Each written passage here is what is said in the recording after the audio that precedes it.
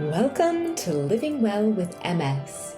This show comes to you from Overcoming MS, the world's leading multiple sclerosis healthy lifestyle charity, which helps people live a full and healthy life through the Overcoming MS program. We interview a range of experts and people with multiple sclerosis. Please remember, all opinions expressed are their own. Living Well with MS is listener supported. If you'd like to support us and help keep our show advertiser free, donate online at overcomingms.org/donate. And now, let's meet our guest. Welcome to the latest edition of the Living Well with MS podcast. Joining me on this edition is Laura Crowder. Laura is a health coach who's also a newly qualified facilitator for Overcoming MS. So to start off with, we want to learn a little bit about that. So welcome, Laura, to start with. Hi, thanks, Geoff. Thanks for having me. Could you introduce yourself and tell us a bit about your MS journey? Yes, so as you said, I am a health coach. I haven't always been a health coach. I started out as a teacher and I still teach, as I have two teenagers at home, one doing A-levels, one doing GCSEs, so that's all good fun. I live with them and my husband and a bit of a crazy Jack Russell. She's 13, going on 3 months, I think. And I was diagnosed with MS in 2018. And that followed the previous year when I'd had a bout of optic neuritis and then ended up in hospital after a massive relapse that left me unable to walk or talk properly. So, yes, they knew about something being seriously wrong in your case. Yes. And so as a facilitator, so you're a newly qualified facilitator for Overcoming MS. So firstly, what is a facilitator? What does that mean? And how do you get involved with that side of the charity? Yeah, so I feel very honoured and very excited to undertake my new role. Basically, I spend most of my time when I'm out sharing Overcoming MS with the world because I think it's so fantastic and it's transformed my life. And now by becoming a facilitator, I'm able to share the charity, share the work of Overcoming MS with a wider audience. And it means that I can help to raise awareness, not just of the programme, but of the benefits that you can get from following the programme. So I've spent a year training, and that involved observing the existing facilitators, and I'm so grateful to them for their time because it was really useful. And as part of my training, I delivered a presentation at a pop-up event, and I've been involved in some of the events on the Live Well Hub.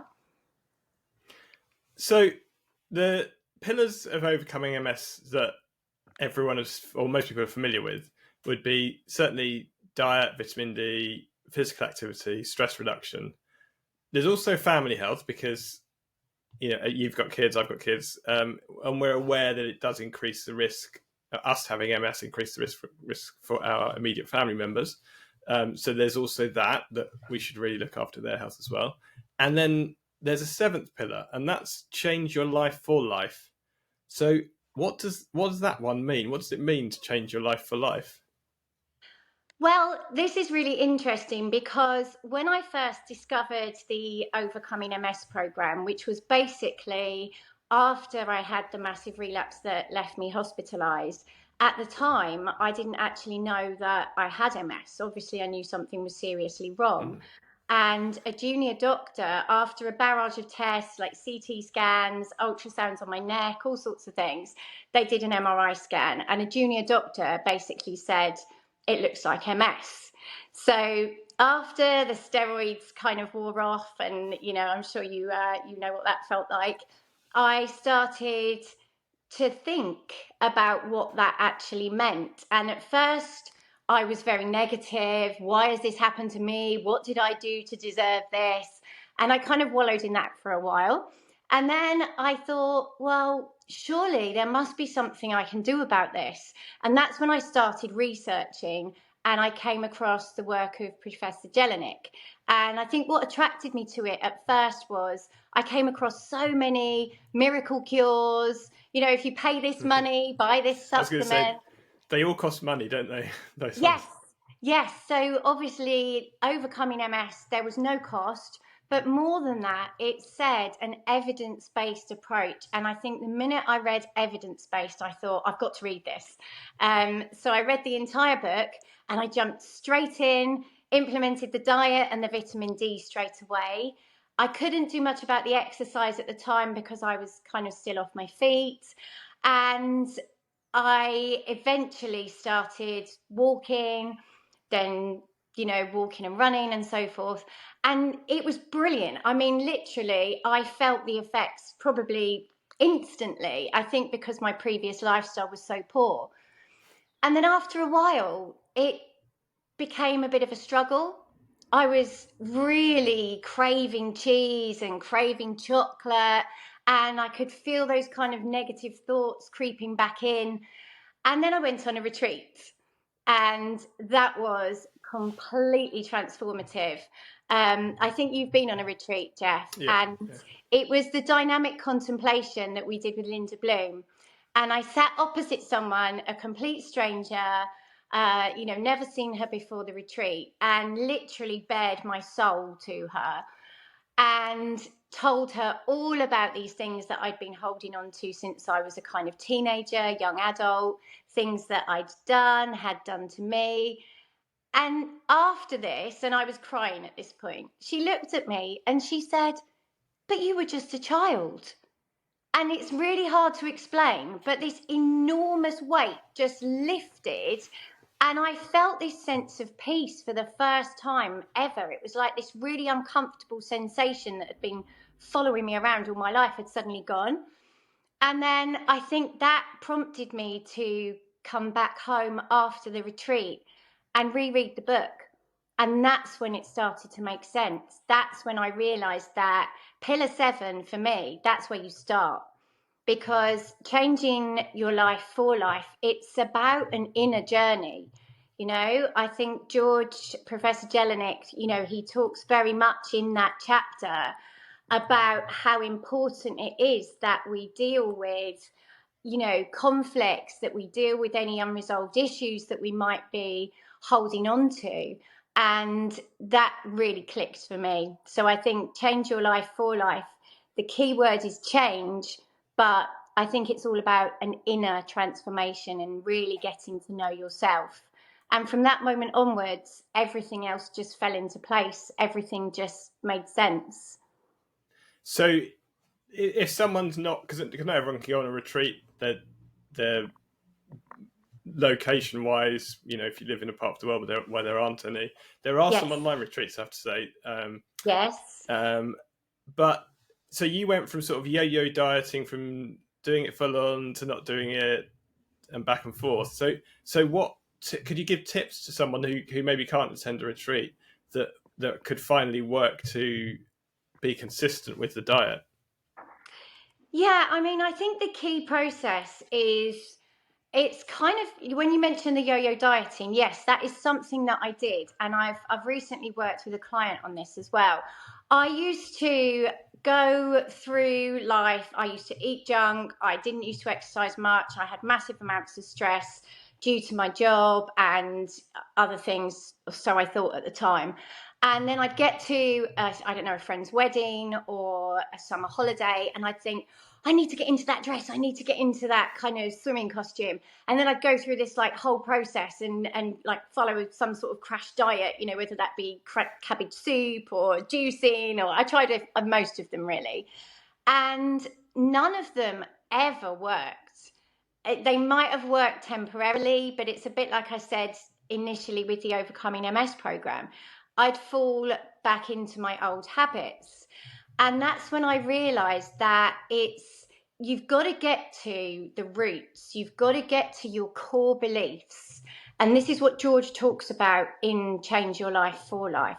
You've really got to work out. So, for example, if we take my yo-yo dieting, my intention on the surface was I want to lose weight so that I can get into this dress or this swimming costume. But then it's like, well, but why? Why did I want to do that? Well, okay, because I wanted to look good. Well, what does that suggest? That suggests that I feel like I don't look good at the moment. And then what does that suggest? Oh, well, maybe I'm just not good enough in general. And I think that what we need to do is we need to, instead of thinking about changes that we need to make on the surface, on the outside, we actually need to go inside and work out, what are our beliefs around this? What are our beliefs around diet, around exercise, around meditation, and around health in general? And that's where we need to start. And Professor Jelinek talks about how we've got an incredible power over how our bodily cells behave, but that it's our mind that's the key player. So for me, if we start with our mind and if we start with our beliefs, if we start doing that work on the inside, the outside will take care of itself. So that I'm guessing is connected with, he says that biography becomes biology. So Yeah. could you explain what does that mean, and how does that relate to your previous career and going through working in education and then your MS diagnosis? Yeah, so I think that quote actually came from Caroline Myss, but I think George quotes it at least twice in Overcoming Multiple Sclerosis. And the way that I look at it is that it's the stories that we tell ourselves and the way that our life experiences and the way that we perceive the world actually have a direct effect on our health, physical and mental health. And therefore, in relation to overcoming MS, our experience of life after a diagnosis of MS. And I think I had been full of stories that were self-fulfilling prophecies. And this is something that we learn about in education, but it can be applied to anything. Although it's funny, I didn't actually apply it myself to overcoming MS initially. So, the self-fulfilling prophecy says that, if a child believes that they can't, then they can't, and if a teacher believes that a child can't, they can't. That's a very simplified view of it. But language is so important, and the language that we use around behaviors. So I think I mentioned earlier that initially I was craving cheese and craving chocolate. Mm-hmm. And it's because partly the language that I was using, I would say to people, oh, I can't eat cheese and I can't eat chocolate, or I've had to give up eating cheese and chocolate. And lots of kind of language that's really weighted with kind of negatives, I guess. So for me, it was about, we used to teach the children to say, I can't do it yet. And you wouldn't believe the difference that could make to a kid sitting in front of a maths problem.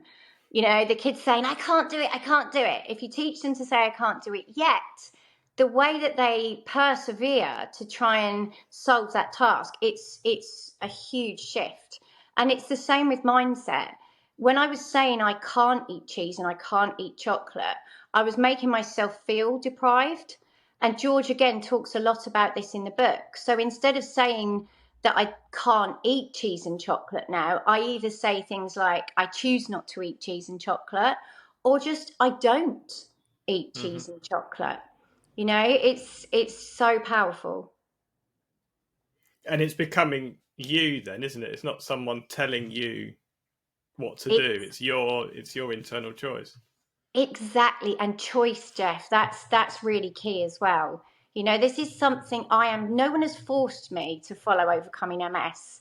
I follow Overcoming MS because it gives me that choice, and it gives me that sense of empowerment over my health, that sense of taking control. And I think that's really, really, really important. And so you've mentioned that you were a teacher and then you switched to becoming a health coach. So quite a fundamental shift in what you do. So someone who's got MS, what are your tips for making a lifestyle change? Because it could be that in some cases, it will be necessary for some people because of physical or mental changes because of MS, and they need to change their career. So it's quite a big thing to do. So have you got any tips for people who are considering a lifestyle change?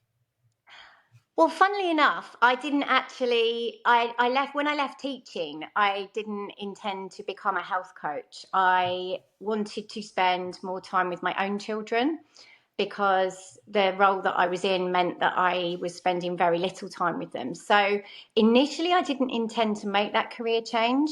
But I think with lifestyle changes, it's really important, again, to start with the mind. Start with what is it, not just what you want to achieve, but why is that important to you?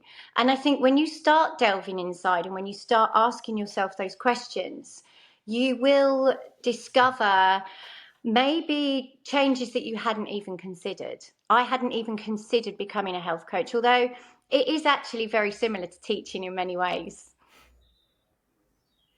And another thing, just to sort of change track a bit. So you stopped drinking alcohol for your health. So I'd like you to tell us a bit about that. But first, so what are the Overcoming MS guidelines? And government guidelines will be different in different places. So, I know ours were changed quite recently in the UK, and they're going to be different around the world. But what are the guidelines? Certainly, the Overcoming MS guidelines about alcohol. And tell us about your decision and any tips that people have if they want to reduce alcohol or completely stop drinking. Yeah, so that's been a big part of my journey actually, and I didn't actually stop drinking alcohol for health reasons initially. The reason that I stopped drinking alcohol was because I was training for my first half marathon. And I had a really nice training plan, typical teacher. I had a little sticker chart on the fridge to motivate myself because I was struggling to get the training in. And I realised that I kept missing out on the long runs at the weekend.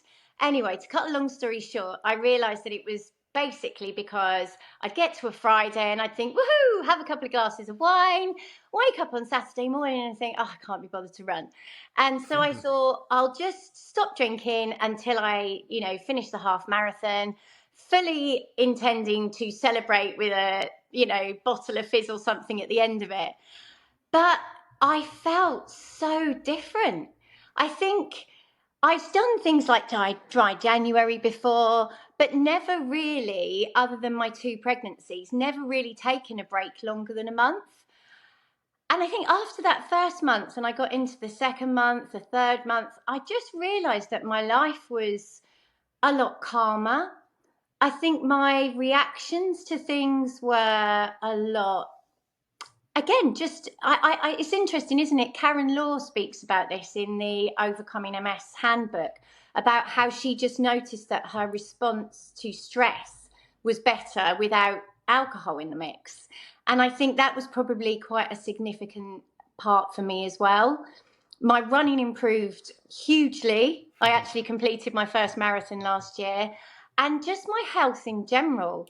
So for me, I decided that I didn't want to start drinking again. And interestingly, I've worked with people over the last year or so who've also wanted to stop drinking. And I came up with this acronym, I guess, which is SWAP AF, obviously AF being alcohol free. And again, it's basically just about, if you start with the S, so that's again looking at stories, your own stories and other people's about alcohol. Why are you drinking? Why is it, why do you maybe want to take a break or stop drinking? And then the W is starting to look much more in depth at the roots of those stories.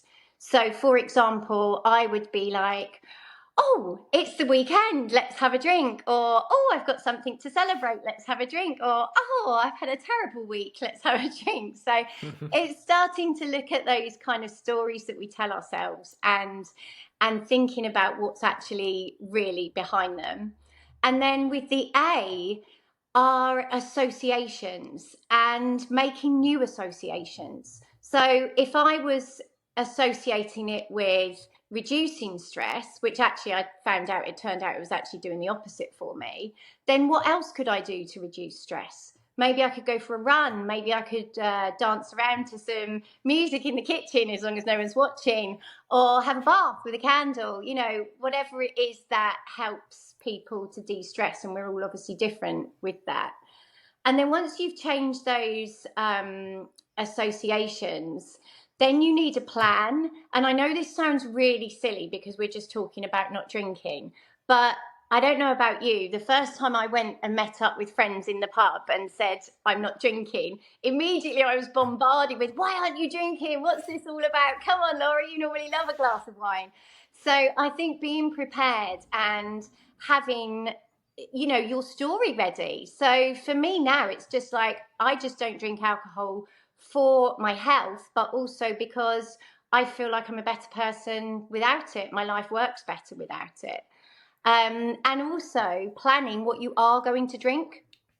Now it's quite easy because there are so many alcohol-free options, whether you think that's something you like or not. There's also loads of different soft drinks, but planning in advance so that you don't get there like I did when I first stopped and think, oh, I don't know, because I normally have wine, so what am I going to have now? So having that plan in place. And then with the AF, the first part is acceptance.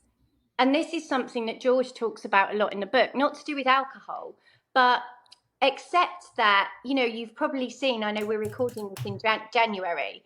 I've got lots of friends doing dry January at the moment. And a lot of the stories are things like, oh, I can't wait for February. I can't wait to have a drink. And I think, you know, they're obviously finding it a bit difficult. And I think I did find it a bit difficult at times because it had been something I'd done for so long, you know, since I was a teenager. So having that acceptance that when you get that thought, I want to have a drink, but actually you've stopped drinking for a reason, so you don't want to have a drink, just sitting with it. You and I, we're very lucky to live by the sea. It's a bit like being caught in a riptide. If you sort of swim against the riptide and try and sort of battle it, you're going to get in a lot of trouble. Whereas if you just relax, you'll eventually come out of it. And I think that's very, very similar with the acceptance, not just of discomfort through stopping a habit that you've maybe got yourself into, but we talked earlier about the change your life for life, and acceptance, I think, is a huge part of dealing with our feelings. George talks an awful lot about, you know, not being in denial. And I think that's really important as well. It's quite easy, isn't it, to just keep pushing things down. I used to use the analogy of the kitchen bin. Oh, this feels a bit uncomfortable. Let's put it in there, put it in there, put it in there. And if you never deal with it, eventually that lid is just going to pop. So you're going to have to deal with it at some point. And I think that was probably what, you know, the result of me ending up in hospital was that I'd ignored all this stuff for so long. And I know I've gone off topic here because we're talking about alcohol, but I do think acceptance is a huge part of any change that we're going to make in our lives. And then I think going back to what you said before as well about choice, because I'm currently doing dry January, as we said, we're recording it in January, but I'm thinking it's actually intention to do a dry quarter, because I've done it before and I find out like 3 months is when I've really felt it was completely out of my system. Yes. And I might just stop drinking, but I'm not saying that I can't drink. I'm just choosing not to drink at the moment. Yeah, exactly. And I think that's the way, because I think otherwise if it's like I'm not allowed to drink, then there's a part of you that rebels, isn't there? And you're like, well, I will, because you're not going to tell me what to do. But I'm just currently choosing not to drink. And actually I went out last night with my friends and it was fine. I drank alcohol-free Guinness, which was perfectly nice. Although I'd recommend if you don't drink Guinness already, you won't like it. It's an acquired taste. I won't try that one then. But no. A Muslim friend of mine, I said that to, and he'd never drunk Guinness in his life. He goes, "This is disgusting." Oh, so there you go. Sorry. You're completely right, Geoff. And I think this is partly why I mean, don't get me wrong. I think it's fantastic that so many people take a break from alcohol in dry January. Although I do feel that it does remove that choice a little bit. You know, people feel, like I say, the language around dry January, oh, I can't wait until February. Oh, only so many more days. And I think, to me, and I was guilty of it. I was exactly the same. I remember doing dry Januaries and thinking, oh, how many more days is it before I can have my glass of wine? And I just think that maybe, like you say, doing it out of choice in the beginning rather than because it's a thing is important. And what you just said about going to the pub last night, so many people associate sober with being boring and meaning that you have to close off your social life. And I was guilty of that as well. I used to call my friends boring if they weren't drinking with me. And the last part of the swap AF is the F, and that's the fake it till you make it. And I don't advocate being fake in life other than in this instance, because I feel that we can trick our minds into believing something if we actually go ahead and do it. So I remember my first New Year's Eve as a non-drinker, and I had this real sense of discomfort. It wasn't about the not drinking. It was about the, how do I go and be silly and dance around and sing with everyone else when I can't dance and I can't sing, and oh my gosh, it's so embarrassing. And then I just had this thought, drinking alcohol doesn't make my singing or dancing any better.